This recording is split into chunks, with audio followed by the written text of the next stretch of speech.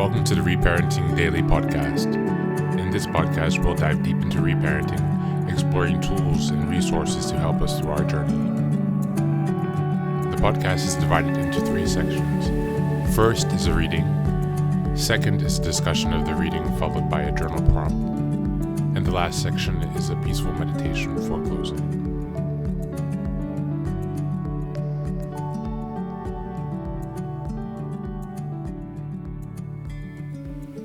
Good morning, good afternoon, and good evening from whenever and wherever you're joining us. Thanks for being here today, much appreciated.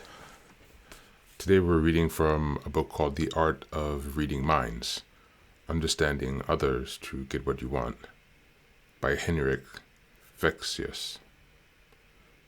This is a new book that I came across as a suggestion of one of the podcasts I follow on social skills.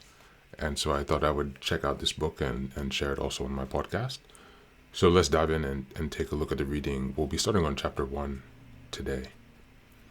This is called Mind Reading, a definition of the concept, in which I explain what I mean by mind reading, what it was Descartes got wrong, and our journey together begins.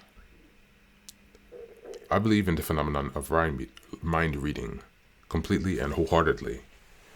For me, it's no more mysterious than being able to understand what someone is saying when she is talking to me. The fact is that we actually might even be a little bit less mysterious than that. There's nothing particularly controversial about mind reading, as far as I'm concerned. In actual fact, it's completely natural, something we all do all the time without realizing it. But of course, we do it to varying degrees of success and with more or less awareness. I believe if we know what we are doing and how we do it, we will be able to train ourselves to do it even better. What's the point of this book? So what is it that we actually do? What do I mean when I say that we read each other's minds? What does mind reading actually mean?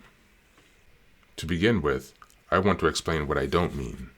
There's something in psychology that's referred to as mind reading, and it's one of the reasons why so many couples end up in therapy. This happens when one person presumes that the other person can read her mind. If he really loves me, he should have known I didn't want to go to that party even though I agreed to. Or he doesn't care about me, or he'd have realized how I felt.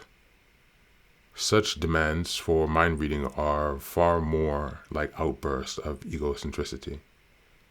Another version of this is supposing that you can read someone else's thoughts when you're actually just projecting attitudes and values from your own mind onto hers. Oh no, now she's going to hate me. Or, she must be up to something. Why else would she be smiling like that? This is called Othello's mistake. None of these things are mind reading in the sense that I'm talking about here. They are just foolish behavior. Thank you, and that's the reading for today.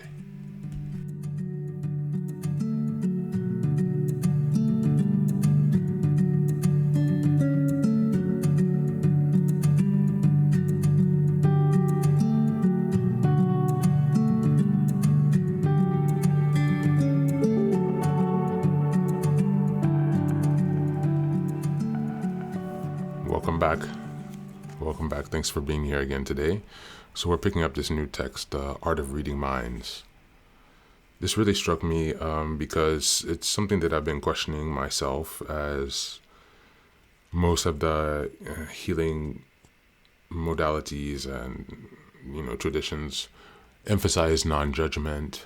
And also, I guess mind reading it's not really judgment, but in a way that they gave some of these examples, there is an underlying value judgment. For example, if he loves me, he should have known I didn't want to go to that party, even though I agreed to go.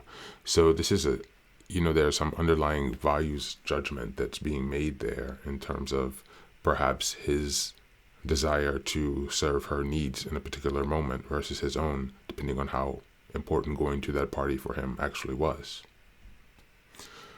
So we're just starting off in this book. It's just the introduction. We haven't even really gotten started in yet. But this opening text, it really reminds you it's something that we do automatically. It's something that's just part of human nature. It's something that can guide us in successful ways, and it can also guide us in disastrous mistake if we misuse it and don't understand what it really means, which is why I think this text is important, because within the ACA program, I'm still trying to understand this, is because, technically when we are coming from childhood trauma, it skews our perception of the world because we have been gaslit.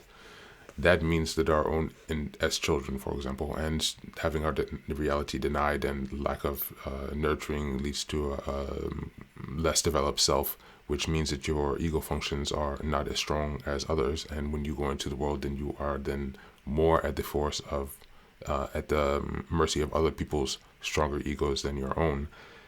And so in this power positioning, when you're in the social world and interacting with perhaps people who have not experienced this trauma, then your ability to read their mind is going to be skewed because you're operating with a completely different set of data and experiences, for example, and that those experiences have actually led you to develop certain attitudes, behaviors, beliefs, some of these all subconscious, that are difficult to be aware of and to control at once. I don't want to say impossible, but it's extremely difficult. And so when we are in the process of trying to mind read, then it will be very challenging to accurately gain a picture because of the preconceptions that we have because of our past. This also goes in the reverse direction as well. So someone who is less traumatized might not be able to truly understand someone who is more traumatized.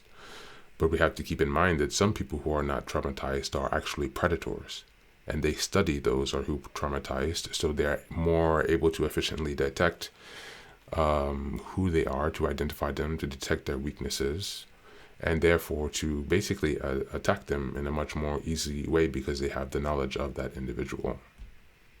Now, this book is not encouraging mind reading in a negative way or for nefarious means, but it's going to help us understand and create some grounding around what is an appropriate use of mind reading, and how can we make sure that we're not taking it too far.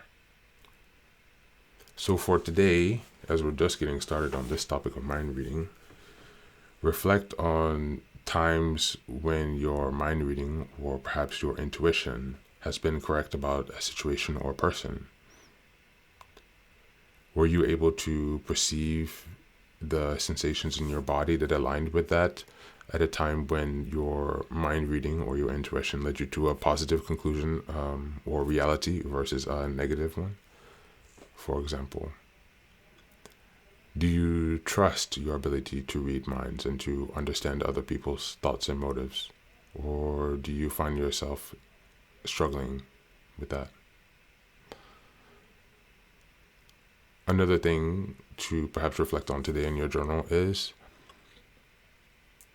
how often do you recognize conflicts within your closest relationships because of miscommunications on behalf, miscomprehensions on behalf of others due to their mind reading of you, reading into a situation and behaving without actually confronting you? Reflecting on this can also help you to calm and ease some of the tension in your relationships also, because this could be a dynamic that's underplayed that neither one of you are aware of. So we'll go ahead and start on mind reading this week and bring some more readings in from this book later on. But as always, take care of yourself and be well.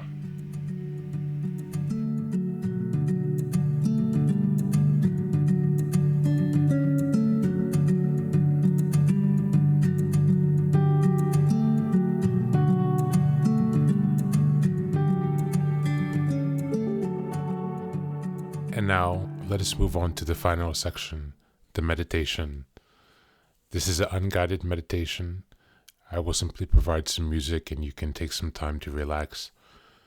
Please feel free to choose a location and a place where you feel safe and where you can be undisturbed for the next 10 minutes. You can choose to be sitting down, standing, as you like, wherever you are most comfortable. Thank you for being here and enjoy the meditation.